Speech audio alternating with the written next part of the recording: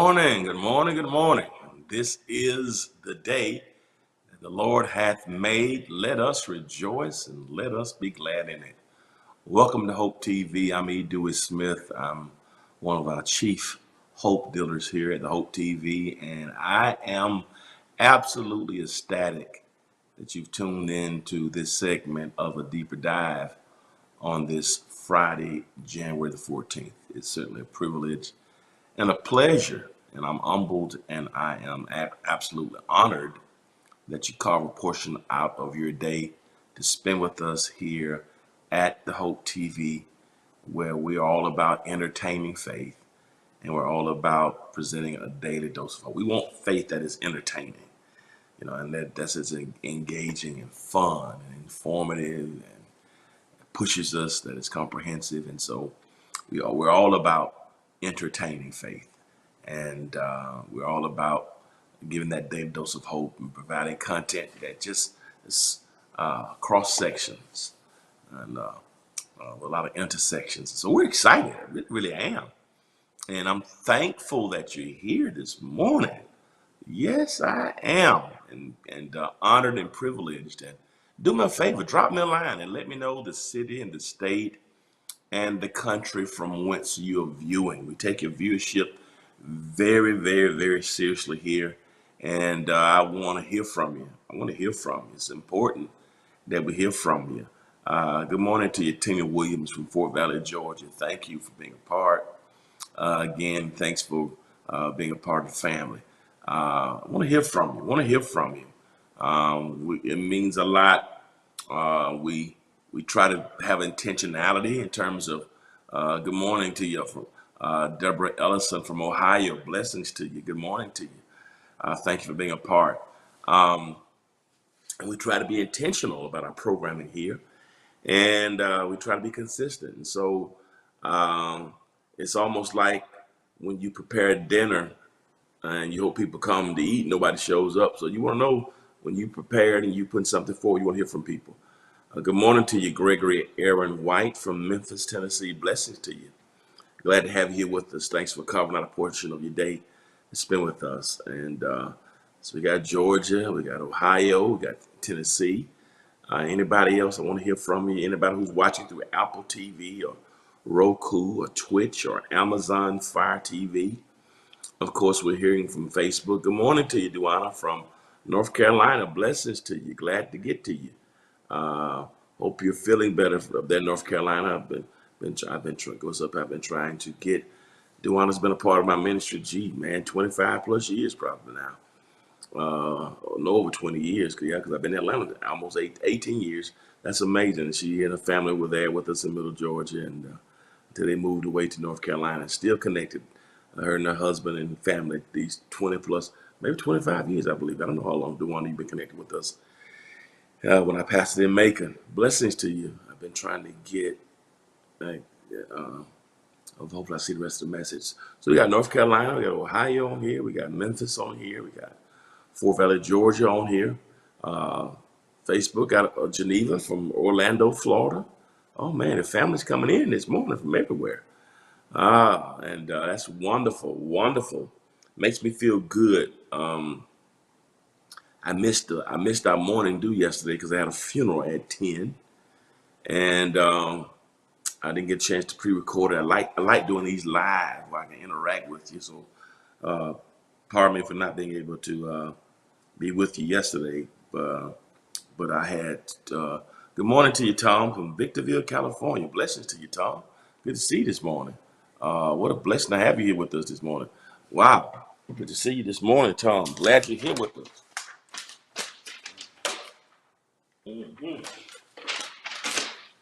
Yeah, y'all forgive me. I had to kill a spider. Go spider. I had to kill him. Y'all forgive me. Good morning to you, Duana. 1991. Oh my goodness. That's been 30 years. I knew 20. My goodness. Duana's been a part of my ministry, her and her family for 31 years. Jeez. Isn't that amazing, man? Boy. And I missed you guys yesterday. I started pastoring in 1990. I was in college. In 1990, I was in college, and Duana and her family, when they were in Warner Robins, Georgia, with the Air Force Base, they connected with my ministry in 91. So that's for my first year of pastoring. Oh my goodness, it's been 32 years. Good morning.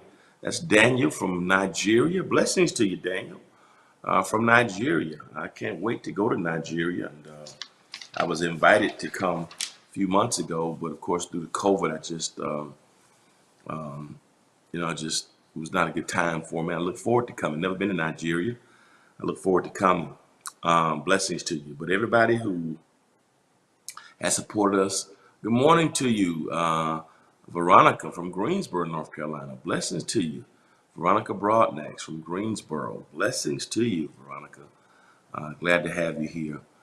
My son, my youngest son, always talks about North Carolina A&T. And so blessings to you up there in North Carolina. So we got Raleigh and Greensboro. So we got Nigeria on the line today. We got two from North Carolina, Ohio, Florida, California, Memphis, Tennessee. We got Fort Valley, Georgia.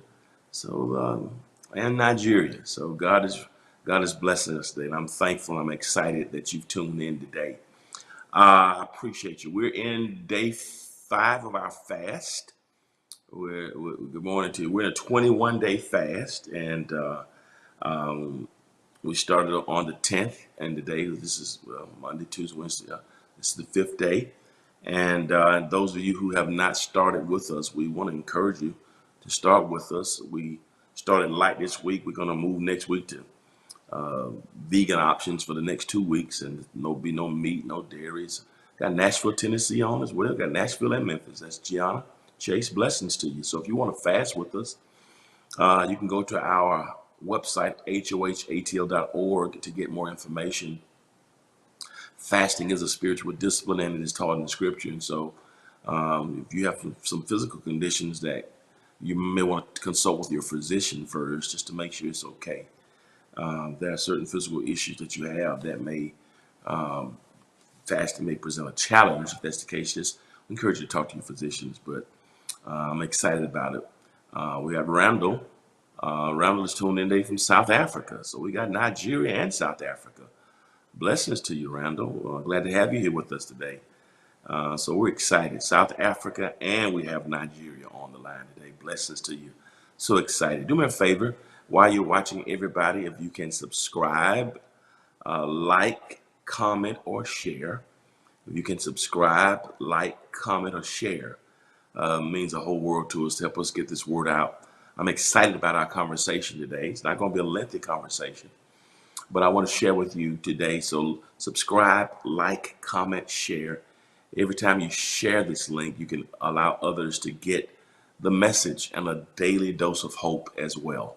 So everybody who's watching, whether it's Nigeria, South Africa, Victorville, California, whether it's Orlando, Florida, Greensboro, North Carolina, Raleigh, North Carolina, whether it's Ohio, Memphis, Nashville, Fort Valley, Georgia, wherever you're watching from, there's YouTube. We have Patricia Triplett. That Patricia, she's from Winfield, Louisiana. Yeah, Winfield, Louisiana. So we got Louisiana on the line this morning too. So blessings to you. And I haven't heard from my YouTube family yet. I don't know where they are. I think we've had some difficulty with YouTube, but to all the YouTube family as well, I want you to make comments. We're going to try to get it worked out so we can get your comments on here as well. We want to hear from our YouTube family as well. All right, let me get right into our conversation for today. We're talking today about proofs. Always watching. Thank you, Rhonda from Nigeria. Always watching videos of you. That's amazing. Look at God. Look how God does it. YouTube, we got Bryant Ward and Jamie Braithwaite on YouTube. Blessings to you. Blessings to you. So excited. Now, let me get right into our deeper dive. Today, we're talking about proofs for the existence of God. For the past really 3-4 years, it's like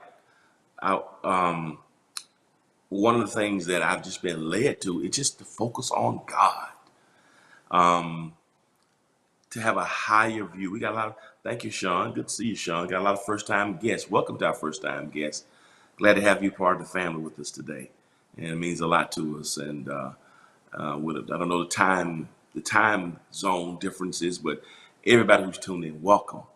And but we've been talking about God for the past couple of years, and really focusing on God. And this year we're talking about God's power.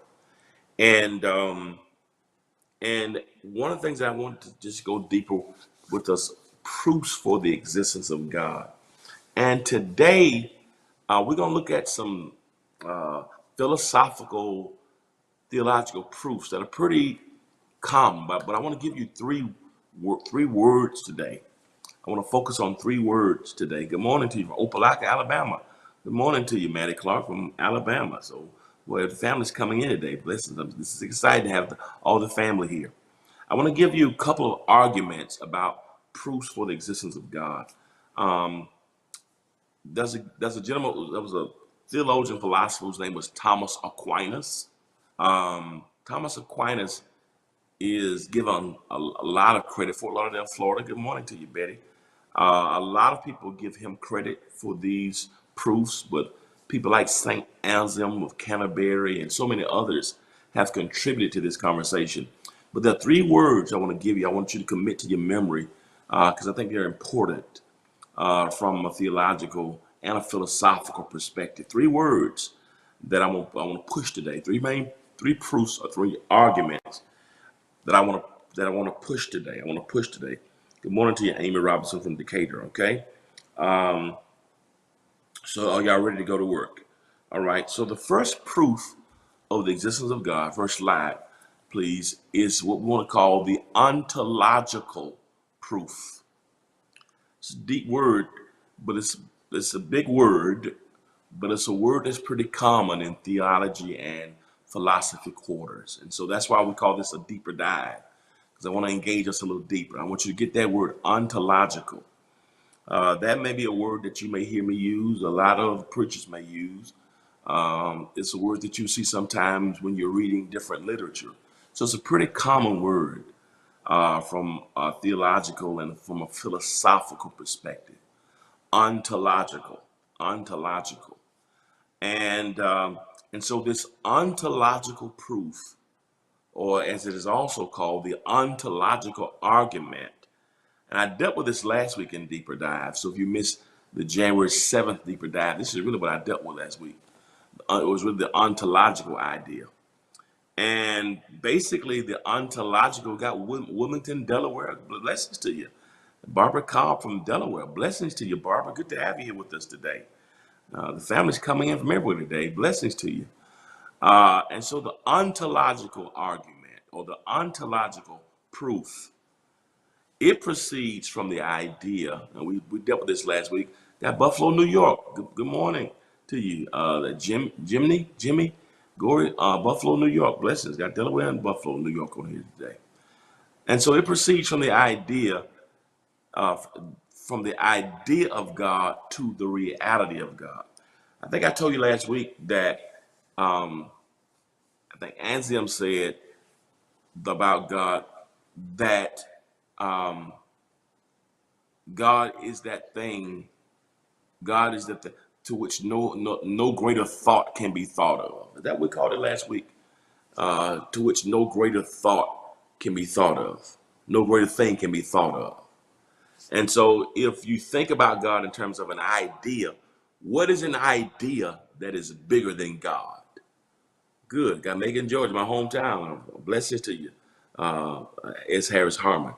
So what idea? That's it. That's it. That was it. That's good. Put it back up on the list. That's perfect. Thank you, producer. That's wonderful. Thank you, because I didn't give you that. I didn't give you that on my notes for today.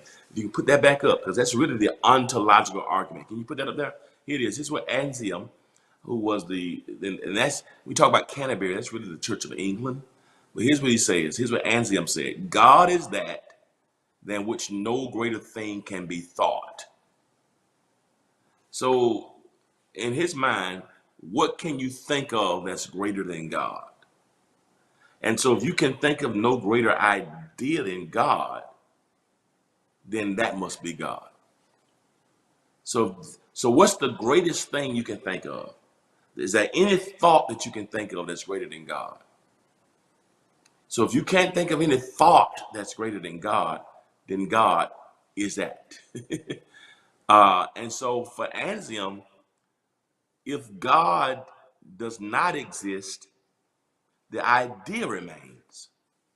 So just the idea of God remains. It's amazing that I talked about this last week, that even for the atheists, atheism means to be against God. But even in the name atheism, the word theism comes theist, meaning God. So even the atheist has the idea of God. Even if they don't believe in God, that the atheist can think of nothing that is greater than God. Creation, evolution. And so the idea of God, if that's nothing greater than the idea of God, then or what can you think of that's greater than God? Whatever you can think of that's greater than God, that's God. God is that in which no greater thing can be thought. Now we talked last week, however, about but the reality of God is greater than the idea of God. So this idea, this concept of God, this is called the ontological argument. Yeah, that's good. So the reality of God is greater than God. We talked about this last week. So if God is that in which no great thing can be thought, the idea of God must lead to accepting the reality of God. And so, but we don't just believe in the idea of God. We believe in the reality of God. But for the atheist, the idea of God must make one think about the thought that there is a God. So even if the atheist does not accept the reality of God, they have to struggle with the idea of God. Woo! So God is so awesome that even the atheist has to struggle with the idea of God. And so this is called the ontological argument. The ontological argument. That even the concept of God, that's good. That's good. So here's what Anselm says. It proceeds from the idea of God to the reality of God. And it was first clearly formulated by Saint Anselm of Canterbury. So here's the thing about, so when we talk about the ontological argument, it deals with the idea of God. It deals with the reality of God. So the very concept of God is ontological. It is the ontological argument. That if you can, so if the atheist says there is no God, the fact that they had to think about God is ontological. For them to have to dismiss God means they had to think about God. The atheist can't even be atheist without talking about God or the idea of God. But those of us who believe in God, we don't just believe in the idea, we believe in the reality of God. That's a hymn of the church that I love so much. It says, there are some things I may not know. There are some places I may not go. But this one thing that I am sure, that God is real, for I can feel him in my soul. Yes, God is real, real in my soul. He is real, for he has washed and made me whole. His love for me is just like pure gold. God is real, for I can feel him in my soul. That's ontological. That's an ontological conversation. From the idea of God to the reality of God. There was a German philosopher whose name was Friedrich Nietzsche. And Nietzsche concluded that God was dead. And Friedrich Nietzsche shook a lot of people up by saying God is dead. When he talked about what's happening in the world, but the God is dead theory.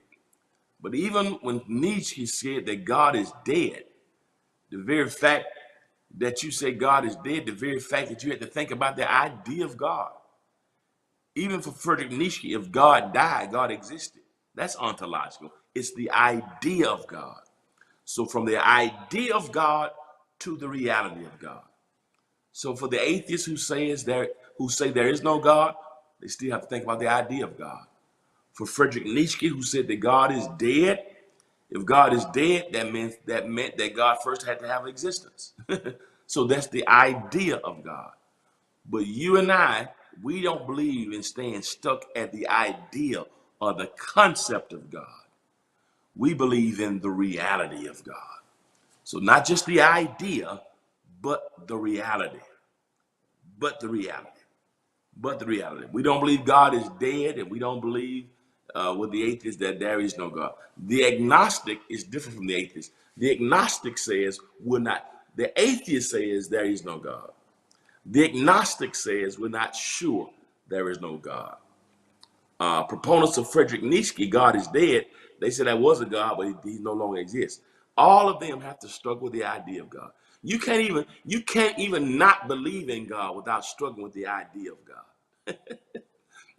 And here's the thing about the atheist, the agnostic, or the Friedrich Nietzsche, they can tell you no greater idea than God.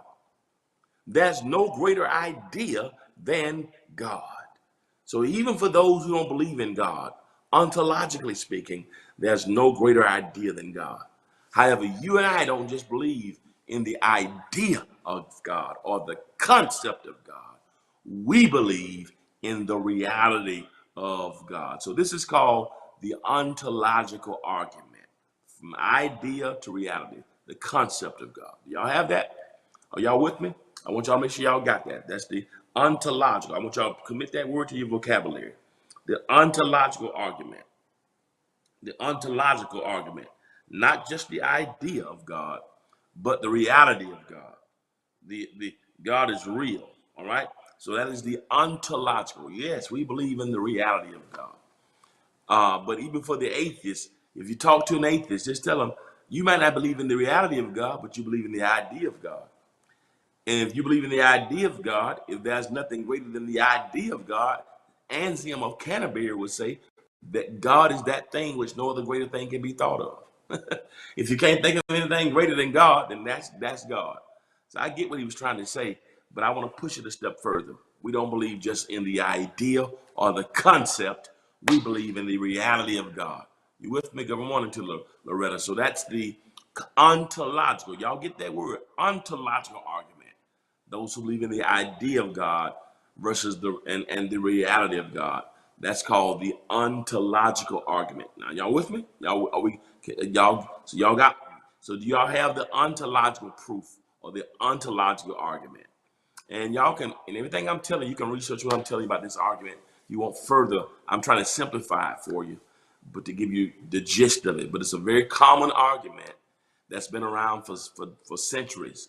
That's why I want to give it to you so we can, even as we're talking about God, it's important that we know how to share our belief on God. Okay, that's why this is so important. So why do you believe in God? What are the arguments of God? Yeah, even when they don't believe in God, they have to acknowledge that's it, Patricia.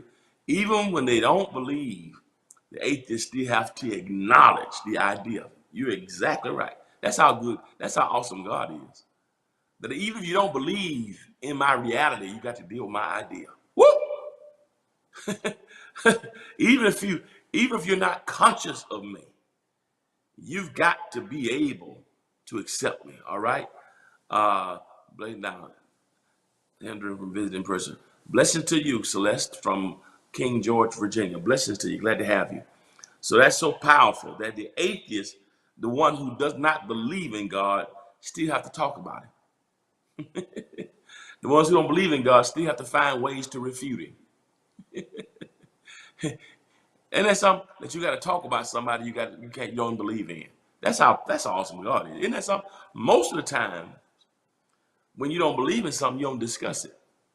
But I'm so much on your mind. God is so much on their mind that they spend so much of their time trying to deny him and trying to refute him, talking against him and talking about because whatever has happened to them, they struggle. Maybe the pain in the world, maybe what they've been around, but they still have to deal with the idea. So the idea. So this is the ontological argument. Okay, all right. But God is real. Now I'm gonna go to the next argument. So y'all got ontological. I got two more arguments, and I'm gonna let you go. Okay. Now this one is called the teleological argument or the teleological proof. So we dealt with the ontological, okay? This one is called the teleological.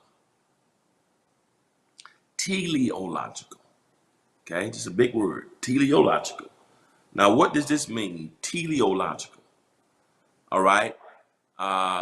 Good morning to you, Danetta from Silver Spring, Maryland. Blessings to you. God is. That's right, Danetta. God is. So the teleological, so ontological deals with the idea of God and the reality of God, the concept of God. That's ontological. So that's one proof, the idea of God, the concept of God. Now, this one's called the teleological.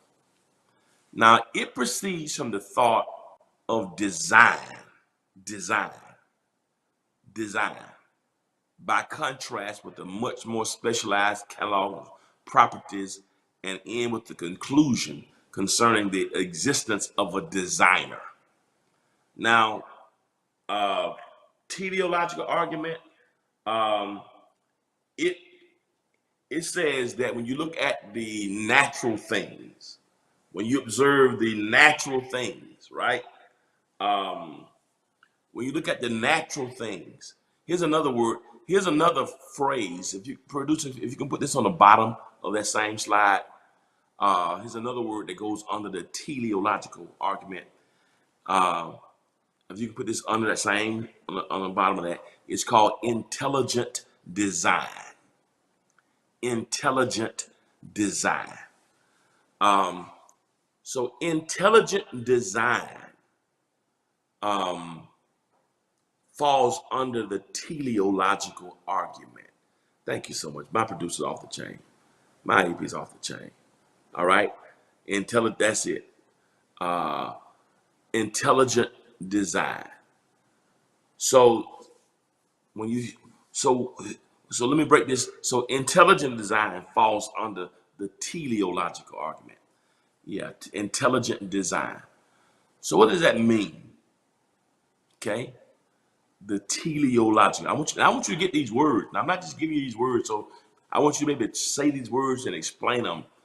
Yeah, this is a deeper dive. So this is systematic theology. If you went to a seminary course, you have to take this you have to go through this lesson. So I'm giving you stuff that you have to go through if you took a lesson on philosophy or even in seminary. Intelligent design. Now, so the argument is the teleological argument, but intelligent design falls under this argument. Let me give an example of the intelligent design. If you look at the sun and the moon and the stars, intelligent design. If you look at the oceans and the seas and, 80% of the earth's surface is water, you know, how how how the oceans recede. Um, I preached a sermon last year about the theology of the oceans, which was one of my favorite sermons of 2021, right? And how the Pacific and Atlantic Oceans meet and the color is different, right? It's really fascinating when you think about it. And off the coast of Brazil and South America and in parts of, you see where one ocean is of a different color than the other, and how they meet but they don't mix. The oceans meet. You can see the line. How God made one blue and one green, and they mix, and you can see you can look at it and see who did that. The stars, the constellations, the hemisphere, the teleosphere, the stratosphere. Who designed that? That was that is a design, right?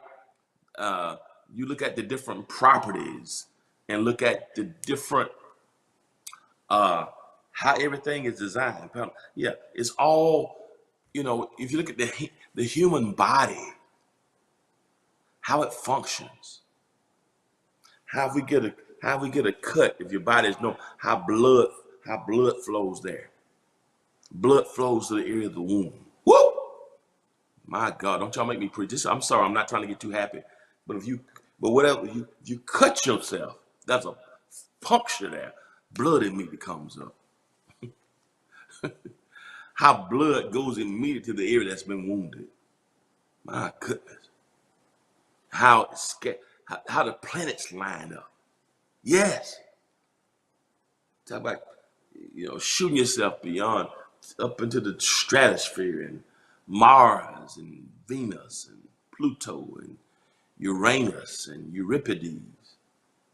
Oh my God. The Milky Way. How did it get there? That's the teleological argument. The different properties. If the sun is positioned where it's close enough to us to keep us warm. If the sun was any closer to Earth, we'd burn up. If it was a smidgen further away, we freeze to death. Who perfectly placed the sun to keep us warm? Warm enough, but not cold enough. Who did that? We expect snow this weekend in Atlanta. It's going to be snowing in Atlanta. It's going to be 80 degrees in Turks and Caicos. Who designed that? Who separated the North Pole from the South Pole? Talk, Tom. Everything points. It's a teleological argument. How the moon rotates around the sun. Woo. My goodness. Every night the moon rotates around the sun. And the job of the moon, you look up at the moon, it's a quarter moon, a half moon, a full moon, and so much has been said about the moon. But do you know the moon has no light of its own? There is no intrinsic light within the moon. So when you look up at nighttime and see the moon, it's beautiful. It's luminous. It has no light. What is the light? The light that you see in the moon is not the moon's light. The moon simply reflects the light of the sun. Every time you look at the moon, it reminds you there's a sun. The moon is there to be the queen of the lunar system, to brighten up dark areas. But her job is to reflect and rotate to reflect the light of the sun. Who designed? The moon is nothing but dead rock. Something that was discarded, something that was broken, but it's placed close enough to the sun. How God can take something that was broken, that was worthless, but put it close enough to the sun and let it reflect the light of the sun. Don't make me preach here. Who did that? The properties. And so there has to be, so if there's intelligent design, there has to be a designer. That's the teleological argument. That's not just the design. There has to be a designer. These things, these properties that have existed for,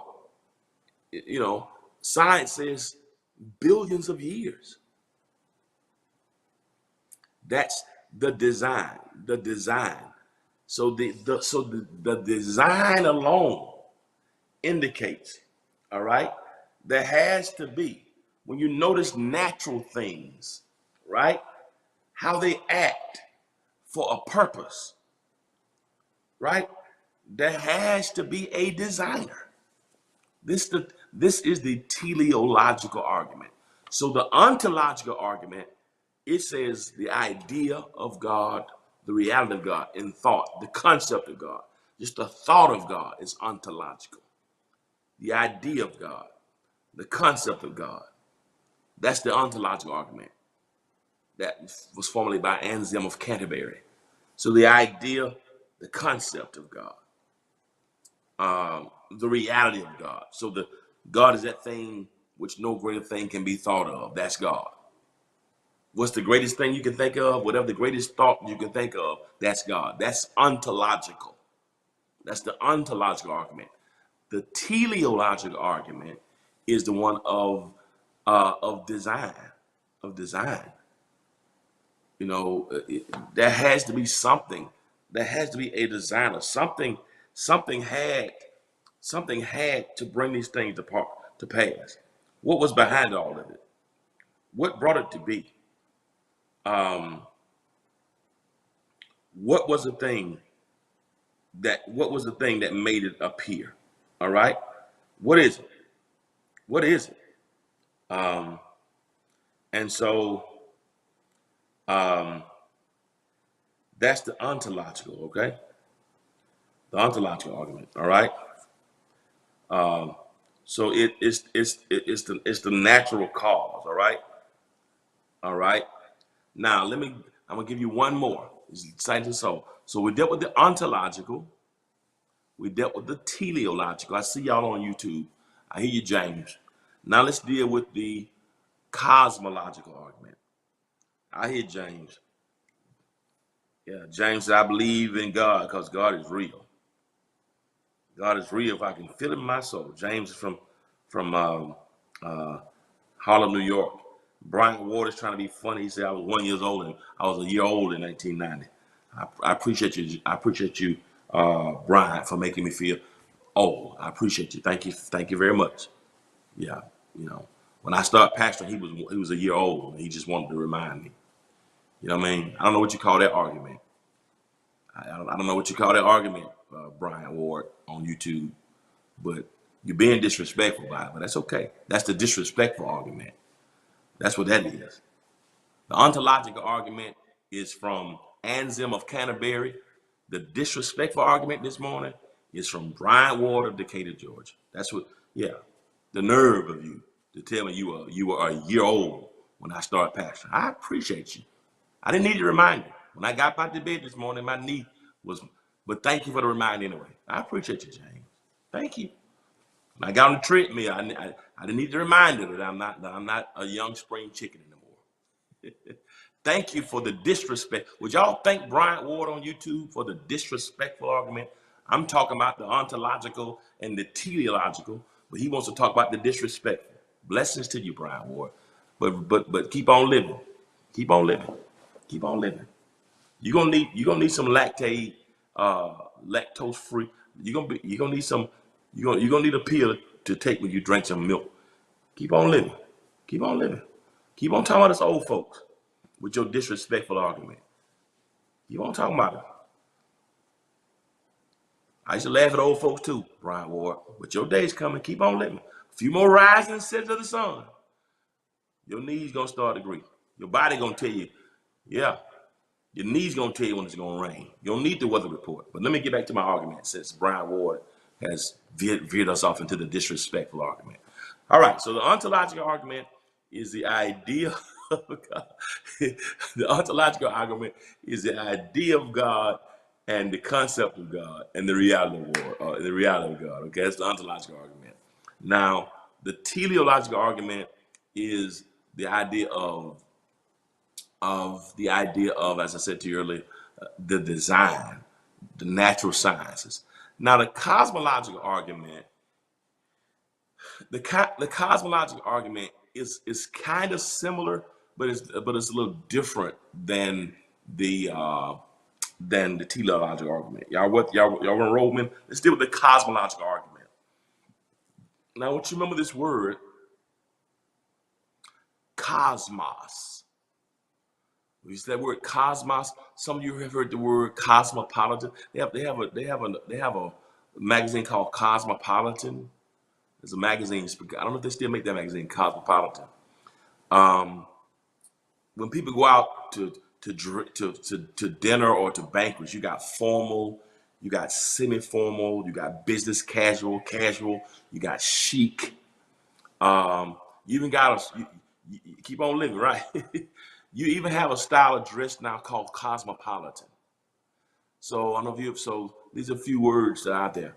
But the word cosmology or cosmological, the prefix on the word is cosmos, a cosmos, cosmos. It's really a Greek word, and it means world. It means space. It means the space. Um, Cosmos. It's a Greek word. So the space, the sphere. All right, cosmos. So cosmopolitan, cosmos, the atmosphere. So this whole cosmological proof, it proceeds from consideration of the existence and order of the universe. Um, Sometimes the cosmological argument is like it's attached to a first mover, like um, like um, like the first. Blessing to you, Hollis Thomas. Blessing to you, James. So YouTube. So the cosmos, um, it it it it proceeds from a consideration of the existence and order of the universe, cosmos. Um, what it also moves. Let me deal with the cosmos. Here's an argument that comes under that. Um, um, there are really two arguments I could put. Yeah, that's good. That's good. Up under that cosmological argument, I'm sorry, producer AP, I didn't give you this. I want you to put up on that first mover. First mover. First mover. So I want you to get you two things to put on the bottom of that, and I'm gonna let y'all go. First mover. First mover. All right. All right. First, yeah, mover. That good. So with the cosmological argument is different from teleological. Teleological deals with design, intelligent design. Cosmological says, okay, uh, the universe exists, right? Naturally. But there had to be a first mover. While the teleological gets into the nuances of how it was all designed, the cosmological says it exists. Teleological says something developed it, something designed it. Uh, Cosmological says something willed it. There had to be a first mover. Before it was designed, there had to be a first mover. Uh, Here's another one I want you to put up on the very bottom and let you go. Cause and effect. Cause and effect. That this can you go up? Can you come up some a little bit? Cause and effect. Or just put it beside first mover. Oh, yeah, that's it. That's great. That's good. That's great. Cause and effect. That's it. Perfect. And so these arguments both come under the cosmological proof that to every effect there must be a cause. While the teleological deals with the design, cosmological says there had to be a first mover. That all this stuff somebody had to move it. And the first mover is also the unmoved mover. Woo! I don't mean to get loud, appreciate y'all. But the one who first moved is unmoved. The unmoved caused the first movement. Nothing moved him to exist, he just existed. He's got to be the first mover who can't be moved. The earth exists because it was moved. God exists because he's the mover. If God was moved to exist, then whatever moved God to exist would be God. So the first mover has to be unmoved. Uh, this is why I don't pray. This is why I don't pray to the universe. I know that's very popular now. We hear people. I believe in the universe. I believe that there's a power in the universe, but I don't pray to the universe. Some people have used universe. Some people don't use God no more. They use universe. The reason why I don't pray to the universe because the universe is not God. The universe is a creation just like you and I. The universe was moved to exist. It was moved to exist by an unmoved God. Now, If the universe moved God into existence, then the universe I'd pray to it. Because the universe will be that thought that's greater than God. I can't pray to something that was created. That's why even though the devil is powerful, I take consolation in the fact that Genesis 3:1 says, now the serpent was more subtle than in the beast in the field which the Lord God has made. So even the devil was created by God. That's why he's not omnipotent, all powerful, because he's a created being just like you and me. God created him and gave him choice, and he chose to rebel. But the devil will never be more powerful than God, because the devil was created by God. Whatever caused the first movement is God. That's why God has to be the unmoved mover. This is the cosmological. This is all cosmological. Woo! Nothing forced him to exist. Nothing happened and his existence came. Woo! Some people say his existence came out of nothing. No. I've heard people say his existence came out of nowhere. No. No, no, no, no, no, no. Nowhere didn't birth his existence. Because if nowhere birthed God's existence, then nowhere would be God. God didn't come out of nothing. Because if God came from nothing, then nothing would be God. If God came out of nothing, my prayer would be, nothing I stretch my hands to thee. Lord, nothing, we give you praise, nothing. If nothing is the thing that birthed God. So stop saying God came out of nothing. Or God came out of nowhere. God didn't come out of nothing. Nothing came out of God.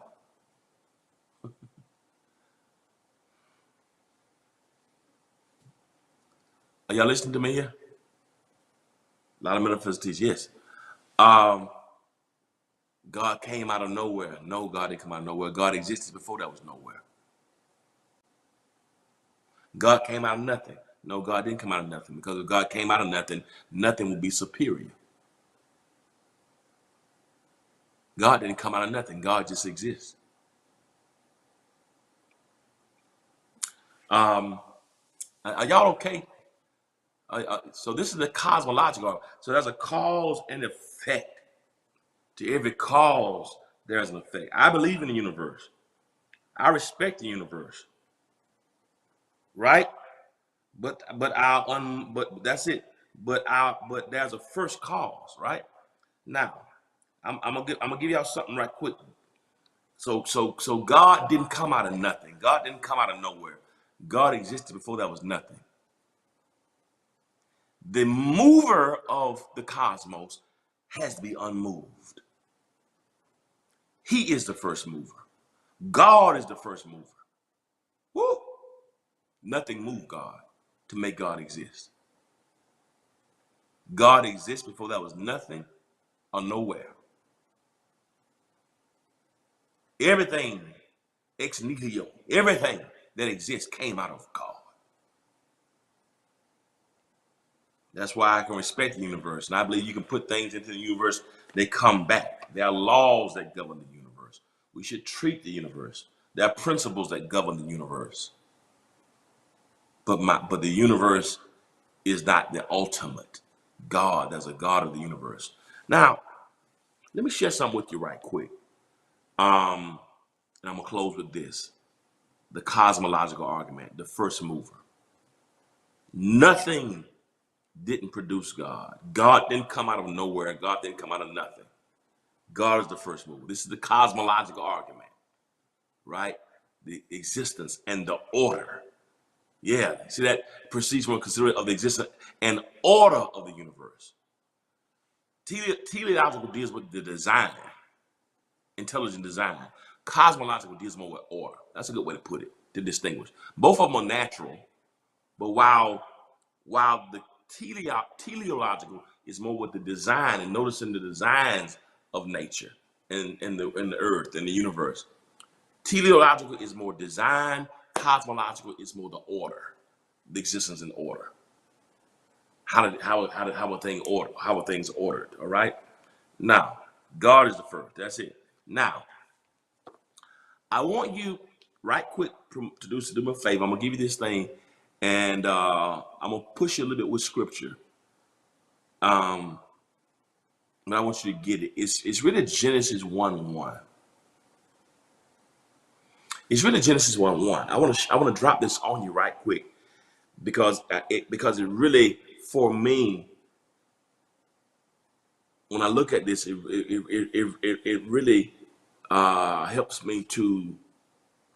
really helps me to convey this point. I'm gonna push you just a little bit on this, but it's Genesis 1:1. Producer, if you can find that, we're talking about the order of the universe, the order of existence.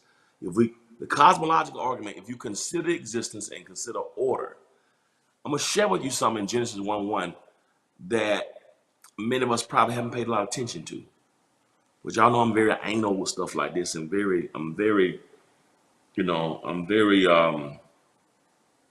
what's the word? You know, I'm very tactical, and technical and analytical. And I want to break this down for you right quick before I go, because it goes under the cosmological argument and the order of existence. Now, here is a problem, and with you helping, bless you, Clarence Ross, blessings to you. Blessings to you, Teresa Reese, blessings to you on YouTube. Janice Wilson, blessings to you as well. Bryant Ward, you still on here? Yeah, I'm gonna be analytical. That's the unmoved was the first movie. That's the unmoved. That's it. Love it, Tasha. Now let me tell you why we have to be careful with the scripture. Now don't y'all back up off. But this is one you got to be careful with philosophically, and also theologically and etymologically. Etymologically is the wording. Philosophically is the thought. Theologically is the concept. So this scripture has that are theological, that are philosophical, and etymological. But I want to look at this because it's very, very important that I think it'll help convey the point I want to make. We have, many of us who've been in church, we've read this, we've heard this. It's the first scripture in the Bible. But sometimes I think we unintentionally miss it because we don't dissect it properly. We don't exegete it properly in Hebrew. And I think it's cosmological. It goes to the cosmological idea. Y'all stay with me now. Now here is the issue with the English in Genesis 1:1. Remember, it's written in Hebrew originally, but we understand it from an English perspective. When it was translated from Hebrew and Greek to English, here's how they came up with it. In the beginning, God created the heaven and the earth. Okay? In the beginning, God created the heaven and the earth. In the beginning, God created the heaven and the earth. In the beginning, God created heaven and earth. Okay, many of us have heard that, we've read the Bible. But I'm challenged by that. I want to challenge you by that. The issue that I have with that English translation, theologically, philosophically, and etymologically, is that the first thing we see in the Bible, in the English version, is not God. The first thing we see in the Bible is a reference to time.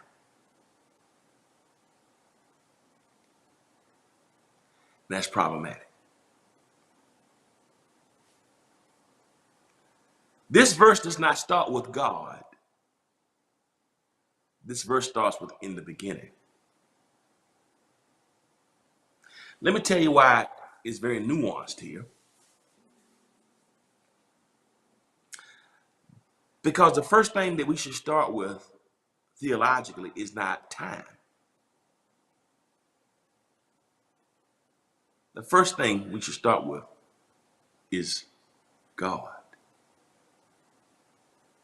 See, if you put time in front of God, if your foundation is time, then you get impatient, then time will be your mind. That's why we get impatient. We have no patience because everything's on time. We want to own our time. But the Hebrew, when you read it, the Hebrew doesn't say in the beginning God. When you read this in the Hebrew says God in the beginning.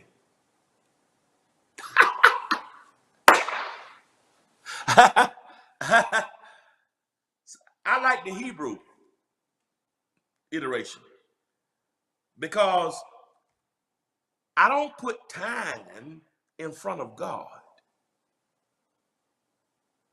I can't start with time because the beginning is created by God. The beginning didn't birth God. God birthed the beginning. So why would I put the beginning in front of God when the beginning has no beginning unless God begins it? That's why Jesus says, I am the first. I am the last. I am the beginning. I'm the end. That's Revelation 1:8. That's Revelation 20:22. So it ain't in the beginning God. It's God in the beginning. Don't start your theology off with time, because God stood before time to create it. God stepped into time to redeem it. And then God stepped back outside of time to watch over it. Why would I start with time when he's eternal? Eternity precedes before time. In the beginning is a reference to time. Eternity has no beginning. It's just eternal now. So I know we read that verse in the English, in the beginning, God. But how you need to understand that theologically is God in the beginning.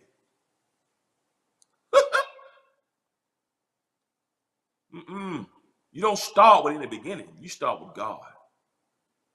Don't start your day with time. When is this gonna happen? When is it gonna happen? When am I gonna get married? When am I gonna get my promotion? That's why many of us have we got anxiety because we're stuck with time. We always think about time. What I'm gonna do tomorrow? What the bills due next week? That's because we're letting time govern us. This is why Jesus says, take no thought what you're gonna put on. Take no thought about what you're gonna wear. That's why Jesus said when he prayed, he says, give me this day.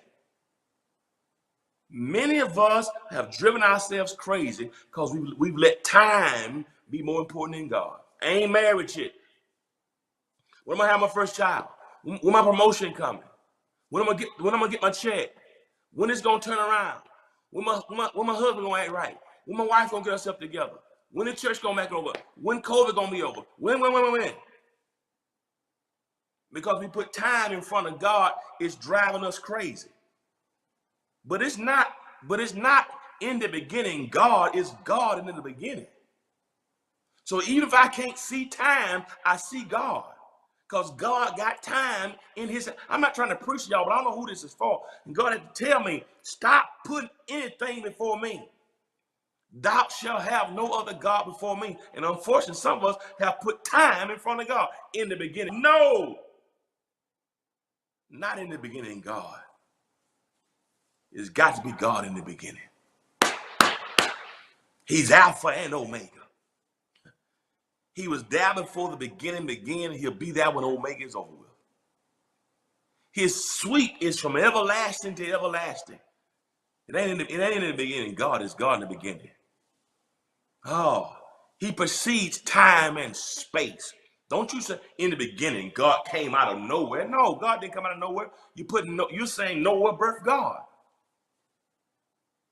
What you're saying is nowhere is the beginning. Nowhere, no. God didn't come out of nowhere. Nowhere came out of God. How can God come out of nowhere? You made nowhere the foundation. You made nowhere. Nowhere is not the womb or incubator of the divine. Oh, I just said something. I said nowhere is not the womb or incubator of the divine. Nowhere doesn't birth God. God births nowhere. You know why? Because if God decided to go somewhere, he'd bump into himself when he got there. Because he precedes nowhere and somewhere. And so I got to let y'all go. I didn't mean to preach on this Friday morning. This is just what we teaching, but I feel the power of God. And I want to tell you today, no matter what you face in 2022, no matter what you face, I'm thankful for the new year. I'm thankful for the opportunity and the fresh start of a new year. But God don't need a new year to get you a blessing. Your blessings don't start with a new year. God is the source of your blessing. So don't look at 22 to be the thing that blesses you. Look at the God who gave you 22. Stop saying in the beginning, God, and say God in the beginning. Start with him. It's in him we live. It's in him we move. It's in him we have our very being. Are y'all listening to me here? So so the Hebrew is not, so when you study this in the Hebrew, it's not in the beginning God. It's God in the beginning. And guess what? God in the beginning created the heaven and earth. Not in the beginning God created heaven and earth, but God creates the beginning. And he creates heaven and earth. The beginning does not create God. God creates the beginning. Don't start with time. Start with the God who makes time. Not in the beginning God. God in the beginning. And can I tell you something? Because the beginning is not the beginning, God is the beginning. God's going to be there with you in your beginning. God will be with you in the middle. And God will be with you in the end. So no matter what you're facing, if it's surgery, it's God in the beginning. It's God in the middle. It's God in the end. If you had a loved one that died, it's God in the beginning. God in the middle. That's the cosmological argument. He is the unmoved mover that moved all things. So not in the beginning, God. No. That's theologically wrong, philosophically off, and etymologically inaccurate. It is not in the beginning God created the heavens and the earth. It's God in the beginning created heaven and earth. I gave you the ontological argument, the teleological argument, and the cosmological argument. You got it. God is the joy and the strength of my life. He moves all pain, misery, and strife. He promised to keep me, never to leave me, never ever come short of his word. I've got to fast and pray, stay in the narrow way. Try to keep my life clean every day. I want to go with him when he comes back. I've come too far. I'll never turn back. God is. God is. God is. God is. God is my all. Y'all forgive me. I feel the power. I wish I had an organ in this house. I would back my own self up. What? God. I let y'all go. I've been here y'all way too long. It's not in the beginning, God. God in the beginning. That's the cosmological. It's the order of things. Make sure you get your cosmological argument right in your own life. The problem in our lives is we messed up the cosmological argument. The problem in our lives is the order. We got our order wrong. We got in the beginning God. Our order is wrong. Your husband come first. Your wife come first. Your kids come first. Your job come first. Your money come first. Your hair come first. Your car come first. Your house come first. You made idols. And he said, thou shalt have no other God before me. Whatever you put before him, you made that God. Not in the beginning God, God in the beginning. Get your cosmological argument right. That's what he's saying to all of us. I gotta let y'all go. I love y'all. I'll be back tonight. We're gonna laugh tonight. I preached today, so tonight we're gonna laugh. I got Friday Night Live tonight at 11 p.m. Y'all wanna laugh? Get your nap. Tune in tonight. I'm gonna be funny. I got a funny show for y'all tonight. Bless you, Donetta. But y'all got that? Not in the beginning, God. God in the beginning. Put God in your beginning, put God in your middle, and put God in your end. And you watch God. That's why Solomon says, trust in the Lord with all your heart. Lean not to your own understanding. In all your ways, acknowledge him, and he will direct your paths. Got the ontological argument, the teleological argument, and the cosmological argument that all give proof to the existence of God. I love you. As always, remember this. If you'll be good to God, God will be good to you. Peace. See you tonight at 11 p.m. Eastern Standard Time.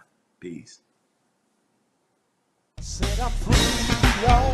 Got the victory. Set up free, y'all. Got the victory. Set up free, y'all. Victory. Yes, I am. Set